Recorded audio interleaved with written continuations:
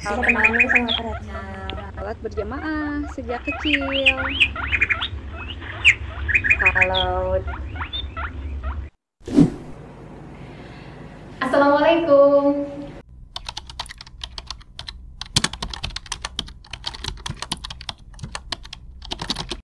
adab kepada guru itu, hmm, paling disamakan dengan adab terhadap orang tua ya.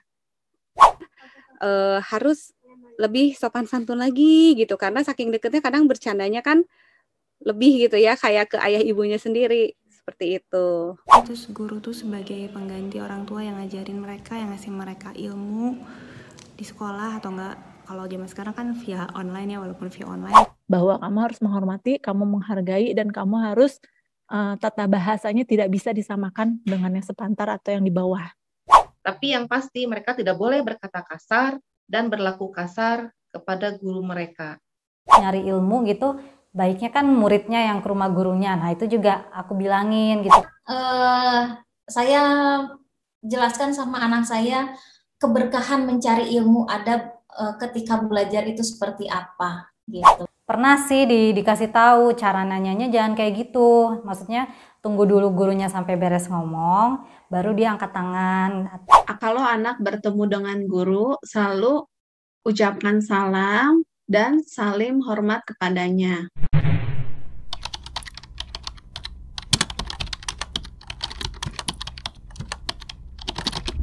Santun, dihormati, ikutin pada kata gurunya, dijawab salamnya, didengarkan kata-katanya.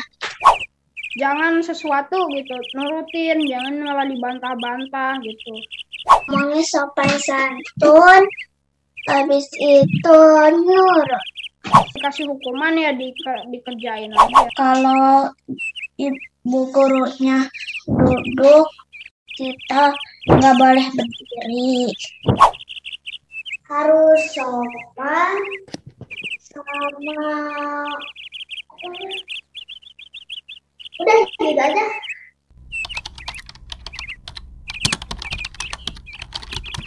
Interaktif. Sama gurunya sabar. Mengajarkannya jelas.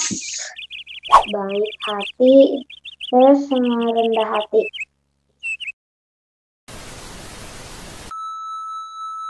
Assalamualaikum. Nah, kali ini kita berbicara mengenai adab. Apa sih adab tersebut? Kenapa harus pakai adab? Dan untuk anak-anak kita, mulai usia berapa sebaiknya anak kita dikenalkan dengan adab? Nah, sekarang kita pahami dulu bahwa adab itu sebenarnya aturan.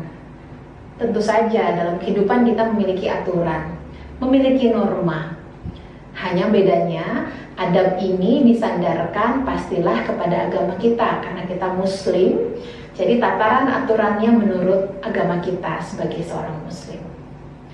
Nah, yang perlu ditekankan dulu kepada anak kita adalah bahwa seorang muslim dari mulai bangun tidur sampai tidur lagi, semua ada caranya, semua ada aturannya, dan semua ada adabnya. Begitu hebatnya orang muslim mengatur semua tata cara kehidupan sehingga mereka bisa melakukan segala hal dengan baik. Nah, sekarang bagaimana dengan adab kepada guru? Apa sih adab kepada guru itu? Dan kenapa kita harus punya adab kepada guru? Nah, apalagi saat ini yang menjadi guru di masa pandemi ini adalah orang tua. Supporter utamanya adalah orang tua dalam pendidikan anak-anak. Nah, contoh kecil kisahnya saya ingin kita flashback sama-sama. Mungkin ayah bunda dulu zaman sekolah masih ingat ada 1-2 pelajaran yang mungkin kurang maksimal, atau bisa kita bilang kurang suka sama pelajaran tersebut. Saya pun sama. Ketika sekolah saya kurang suka dengan pelajaran yang ada hubungan dengan hitungan, pelajaran yang eksak gitu ya. Sehingga itu terus saya tidak suka dan akhirnya tertanam sampai hari ini.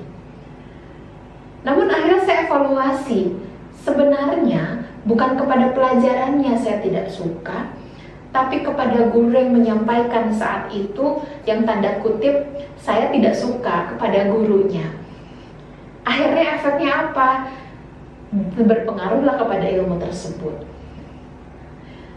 Kalau kita hubungkan dengan adab kepada guru, sebenarnya ada bukan hanya sekedar ilmu yang kita inginkan dari guru tersebut. Ada pepatah masyhur yang mengatakan, ilmu itu penting, namun lebih penting itu adalah metodenya. Tapi ternyata bukan hanya sekedar metode, tapi jiwa penyampainya itu jauh lebih penting.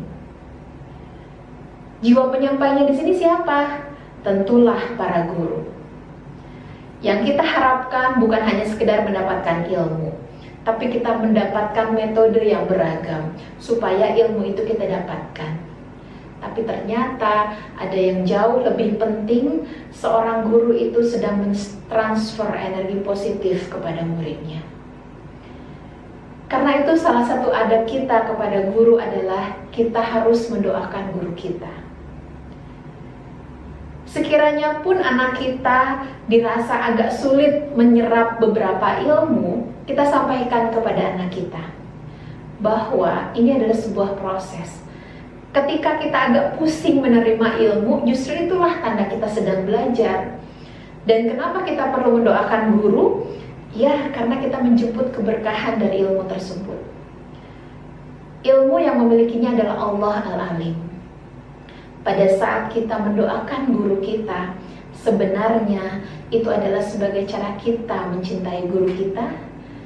Dan yang terutama, mencintai guru adalah sebagai cara kita mengabdi kepada Allah.